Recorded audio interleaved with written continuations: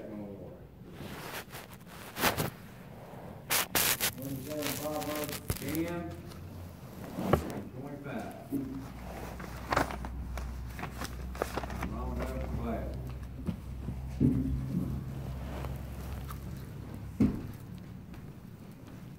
As the whirlwind passes, so is the wicked. No.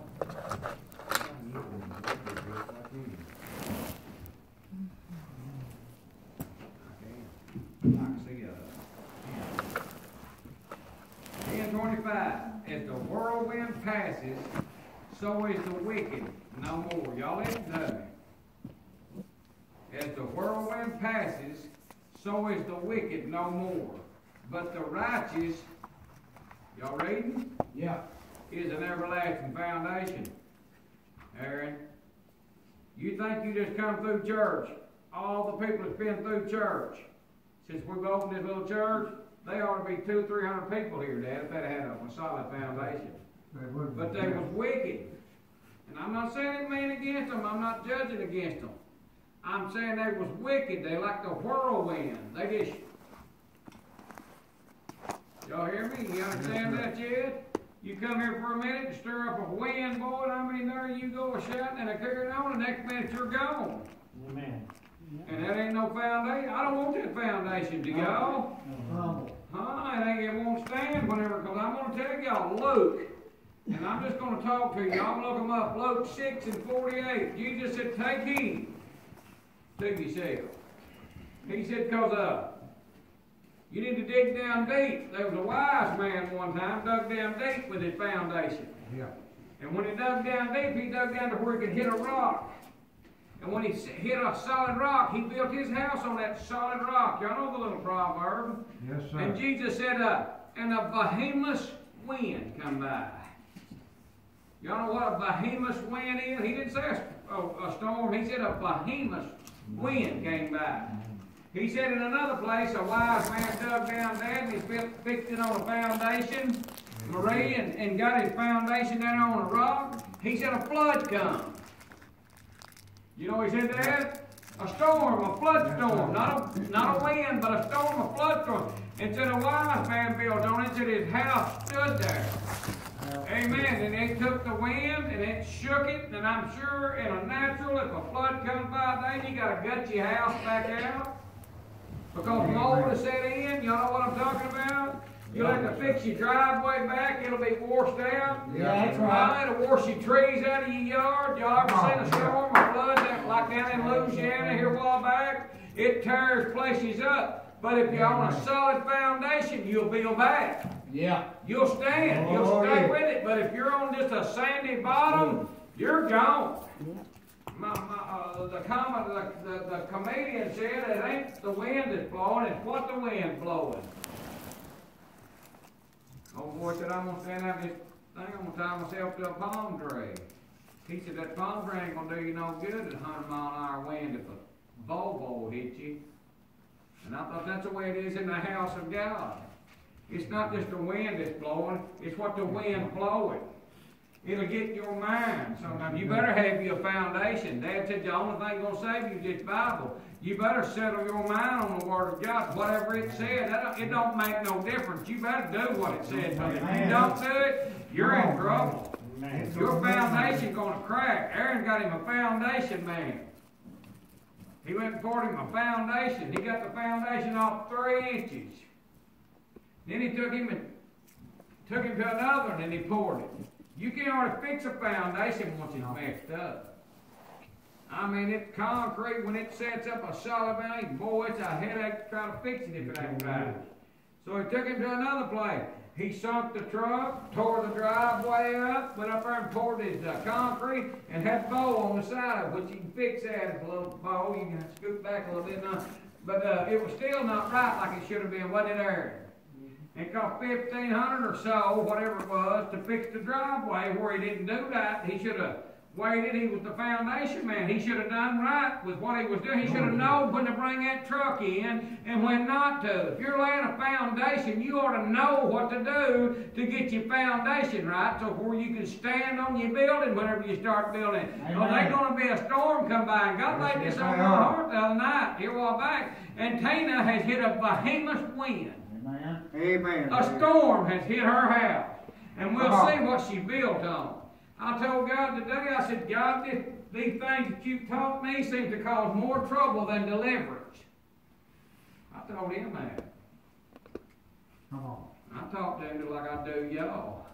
And I said, they seem more troublesome than deliverance for the house of God. I'm not speaking them no more. Y'all took care to talk to him like that, ain't you? Well, if we put the word in your mouth, you wouldn't if it didn't seem like it's working. Or you see it. Amen. He's God. He can do with me what he wants. That's right. I'm his pawn to do with. Whatever. I'm his servant. I'm his slave. I'm his ambassador. Paul said, I'm his wise master builder. Take heed how you build on this foundation that I laid. Paul said that. Y'all know that? Yes, he did. Amen. And we've got a foundation laid out. Guess what my foundation is? The apostle. That's my foundation. You can write this down so you can study it, but I won't probably have time. But I'm feeling the Lord a little bit. I am too. Ephesians 3 and 20. Y'all know what it said? You built upon the foundation. Not with no S on it. They were 12 apostles. But they just one foundation. There's not a bunch of foundations there. You can't just build any way you want to, Brother Benny. You got to build on the apostles. You can't build upon the prophets unless you know what the apostle preached. Amen. Because the apostles spread the light on what the prophets was a prophesying about. They was the ones that showed us. The prophets didn't even know. They desired to see the day that the Son of God was going to be born there and have His Holy Ghost to be poured out. And they didn't see this day. Angels have desired to look into this Holy Ghost salvation, and they can't get in this plan. It's just for God's children. Y'all know that? Yeah. Angels can't feel what you feel. Angels can't walk where you walk. Somebody said angels tread here. They don't tread where we tread. Nope. They don't feel what we feel. And what Gabriel said when he was talking to Zechariah, he said, you're going to call that boy John. You're going to have a son. And he said, I ain't going to have no son. He said, you're going to be dumb. I stand in the very presence of God, Gabriel said. And we've got more than he's got. What do y'all think about that? Gabriel would like to have the opportunity to get the Holy Ghost.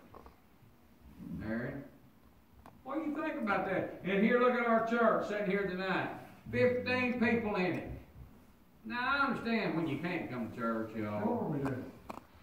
You know, David's men went out one time, and they shaved half their beards off and cut their shirt tails off above their buttocks. They called it. Made a shame of them. They cut their so they could show their rear end to people. And they came back to David. David said, y'all stay over till you get you some clothes and your beard grows back out. Y'all didn't know that? Yeah. I know my boy did. I tell it to them. They sometimes you can't come to church. You've been shamed. That's right. You ever see people come to church and shame themselves? Right. Oh, now you know why. The devil shamed them. Oh, somebody just got that. I felt it when it come out of me. Somebody just understood that. They can't come and raise their head up. They're ashamed. Yep. The devil shamed them. You understand me? Amen. Don't let the devil shame you. We've got a offering made for us. We've got a mercy seat made for us. Amen. It sits in the heavens, and it'll always be there. There's mercy for the children of men. What y'all think about that? That too hard on? That's some of my foundation that'll stand on. Yes, sir. When Tina does decide to come back, David, she will. It don't matter. Y'all believe it might be 20 years, might be almost dead, might be in a hospital begging. But sooner or later, she gonna. You know why? She done met the man. She done met the one, and she gonna have to turn back to him. She ain't like she was before she found him. You ain't either, Aaron. You ain't like you was before you found him at that time. You'll never be the same. Amen. You'll always think on him. Sometimes he'll be out of your mind. You'll be stuff you shouldn't be doing. And guess what? He'll walk in your dream. he'll walk right back through your brain. And you'll start thinking on the goodness of God, because you know what leads you to repentance? Yes, sir. It's not being scared of Him, it's the goodness of God leads you to repentance. And the devil wants to shame you, but I'm going to let you have a foundation here tonight. Ephesians 2:20, it said we're built upon the foundation, not foundations, of the apostle and prophets.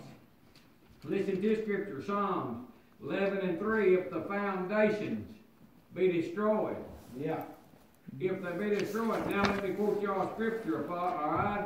Matthew 16:18 or 18 and 16, he said, upon this rock, we got a foundation building. Upon this rock I'm going to build my church, and the gates of hell shall not prevail against this truth. Amen. Amen. I'm going to tell y'all something. We've got to hold the truth, and the gates of hell can't prevail. It might look like it is. You know who the gates of hell are? That's these people that won't preach the truth, tell them that we're a cult, that we're lying, that we're not doing nothing for nobody, but you can't prevail against it because you're not fighting against it. You're fighting against the foundation that Jesus laid out here for us. He's my chief cornerstone. Isaiah 58:12, if you want to go there to read it, y'all probably never even read these scriptures, never heard of them. If you did, you probably just looked over. 58:12.